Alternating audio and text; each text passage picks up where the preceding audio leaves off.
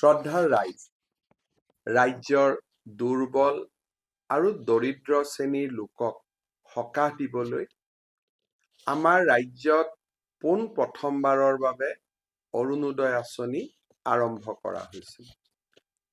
আৰম্ভণিৰ সময়ছোৱাত অৰুণোদয় আঁচনিত হিতাধিকাৰীৰ সংখ্যা 20 লাখতকৈও কম আছিল। ৰাজ্যত বিজেপি চৰকাৰ পুনৰ নিৰ্বাচন হোৱাৰ পিছত প্ৰথম বছৰতে অৰুণোদয় হিতাধিকাৰীৰ সংখ্যা আমি 27 লাখলৈ বৃদ্ধি কৰিছিলোঁ আৰু তাক আমি অৰুণোদয়ৰ দ্বিতীয় সংস্কৰণ বুলি নামাকৰণ কৰিছিলোঁ। লোকসভা নিৰ্বাচনৰ প্ৰাক মুহূৰ্তত অসমৰ বিভিন্ন সভা সমিতিয়ে যাওঁতে মই ৰাইজক আশ্বাস দিছিলোঁ যে ৰাজ্যৰ বিত্তীয় পৰিস্থিতিৰ প্ৰতি লক্ষ্য ৰাখি আমি অনাগত দিনত এই আঁচনিখনক আৰু অধিক সম্প্ৰসাৰণ কৰাৰ ব্যৱস্থা কৰিম। এতিয়া প্ৰতিশ্ৰুতি পূৰণৰ সময়।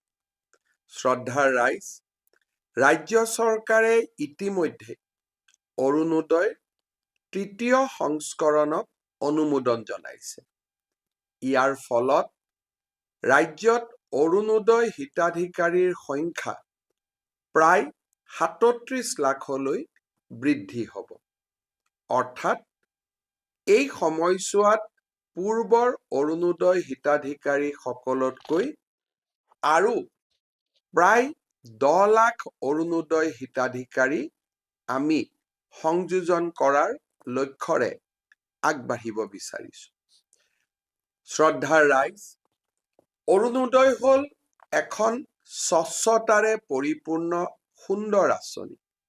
ৰাজ্যৰ আই মাতৃসকলে বিভিন্ন শিতানত প্ৰতি মাহৰ 10 তাৰিখে 1250 টকা বেংক একাউণ্টত লাভ কৰে।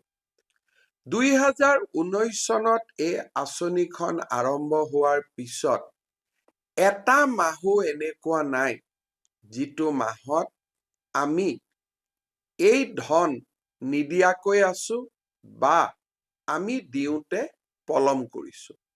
সেয়েহে অৰুণোদয় আজি সৰ্বগ্ৰহণযোগ্য আৰু সৰ্বসমাদৃত এখন আঁচনিলৈ ৰূপান্তৰ হৈছে। এতিয়া মই আপোনালোকৰ ওচৰত এটা বিশেষ কথা ক'ব বিচাৰিছো। অৰুণোদয় আঁচনিৰ হিতাধিকাৰী আমি গাঁও সভাৰ জৰিয়তে চিনাক্তকৰণ কৰোঁ আৰু গাঁও সভা এইবাৰ আমি ৰাজহ গাঁৱৰ পৰিৱৰ্তে আমি প্ৰতিটো পোলিং বুথ অৰ্থাৎ নিৰ্বাচনত ভোট দিয়াৰ বাবে আমি যি বুথ কেন্দ্ৰ ৰচনা কৰোঁ সেই বুথ কেন্দ্ৰ অনুসৰি এইবাৰ আমি গাঁও সভা অনুষ্ঠিত কৰিব বিচাৰিছোঁ। আজিৰে পৰা অৰ্থাৎ 15 ডিচেম্বৰৰ পৰা 28 ডিচেম্বৰ পৰ্যন্ত অৰুণোদয় হিতাধিকাৰী নিৰ্বাচনৰ বাবে গাঁও সভা অনুষ্ঠিত হ'ব। এটা কথা মনত ৰাখিব, যিসকলে অৰুণোদয় ইতিমধ্যে পাই আছিল তেওঁলোকেও পুনৰ এবাৰ এই গাঁও সভাৰ জৰিয়তে নিৰ্বাচিত হ'ব লাগিব। কাৰণ এইবাৰ আমি অৰুণোদয় আধাৰ আৰু ৰেচন কাৰ্ডৰ লগত সংযোজন কৰিম যাতে এই আঁচনিখনৰ স্বচ্ছতা সকলোৱে দেখিবলৈ পায়। কেতিয়াবা আমি অৰুণোদয় হিতাধিকাৰীক ফোন কৰোঁ যে আপুনি অৰুণোদয় পাই আছেনে? ফোনত কথা কোৱা মানুহজনে কয় মই অৰুণোদয় পোৱা নাই। পিছত গম পোৱা যায় যে একেটা ফোন নম্বৰে কেইবাজনো হিতাধিকাৰীয়ে ব্যৱহাৰ কৰাৰ বাবে এনেকুৱা পৰিৱেশ দেখিবলৈ পোৱা যায়। কিন্তু যেতিয়া আমি অৰুণোদয়ক ৰেচন কাৰ্ড আৰু আধাৰ নম্বৰৰ লগত সংযোজিত কৰিম তেতিয়া আমাৰ মনত কোনো ভয় আৰু শংকা নাথাকিব। সমগ্ৰ ভাৰততে আমি বুকু ফিন্দাই ক'ব পাৰিম যে অৰুণোদয় এখন স্বচ্ছতাৰে পৰিপূৰ্ণ আঁচনি। সেয়েহে ৰাইজ, যিসকলে অৰুণোদয় পাই আছিল তেওঁলোকেও যাতে গাঁও সভাত উপস্থিত থাকে। আৰু যিহেতু এইবাৰ প্ৰায় প্ৰতিটো সমষ্টিতে 8,000ৰ পৰা 9,000কৈ অৰুণোদয় হিতাধিকাৰী বাঢ়িব, একোটা সমষ্টিতে 30,000ৰ ওচৰা-ওচৰি অৰুণোদয় হিতাধিকাৰী হ'ব। সেইকাৰণে নতুন অৰুণোদয় বিচৰা লোকসকলো এই গাঁও সভাত উপস্থিত থকাটো অতিকে প্ৰয়োজনীয়। শ্ৰদ্ধা ৰাইজ, অৰুণোদয় কোনে পাব লাগে আৰু অৰুণোদয় কোনে পাব নালাগে তাৰ বিষয়ে ইতিমধ্যে আমি বহুলভাৱে চৰ্চা কৰিছো। মই আগতে কোৱাৰ দৰে অৰুণোদয় পাবৰ বাবে এখন বৈধ ৰেচন কাৰ্ড লাগিব।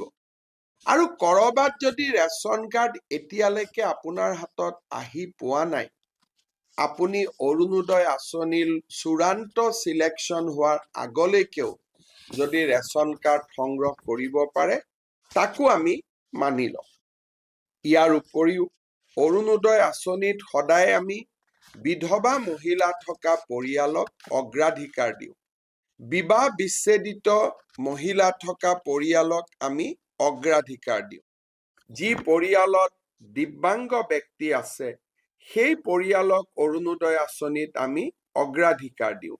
যি পৰিয়ালত HIV, থেলাছেমিয়া, হিমফেলিয়া, চেৰিব্ৰেল পালচি, কুষ্ঠ, অটিজিম স্পেক্ট্ৰাম ৰোগী আছে, সেই পৰিয়ালকো আমি অৰুণোদয় আঁচনিত অগ্ৰাধিকাৰ দিওঁ। দ্বিতীয়তে, যিসকল মহিলা বৃদ্ধাশ্ৰমত আছে, যিসকল মহিলাই ভিক্ষা কৰি মানুহৰ ঘৰত খুজি মাগি খায়, তেওঁলোককো অৰুণোদয় আঁচনিত অগ্ৰাধিকাৰ দিয়া হয়।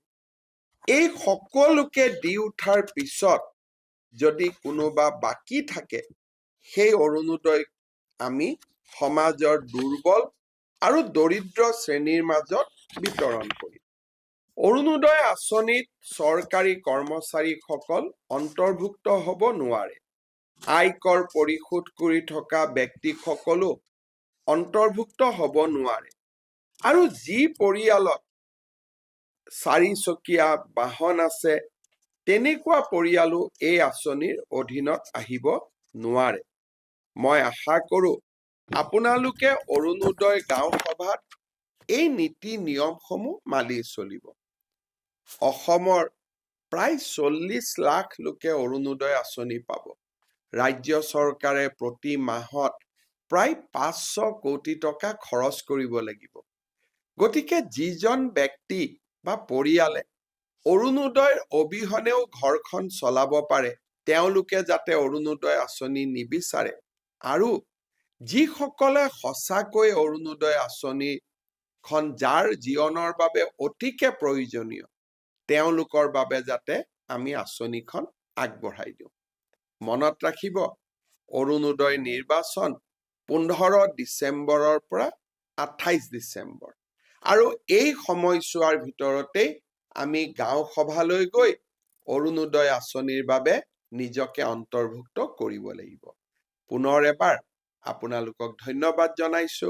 নমস্কাৰ।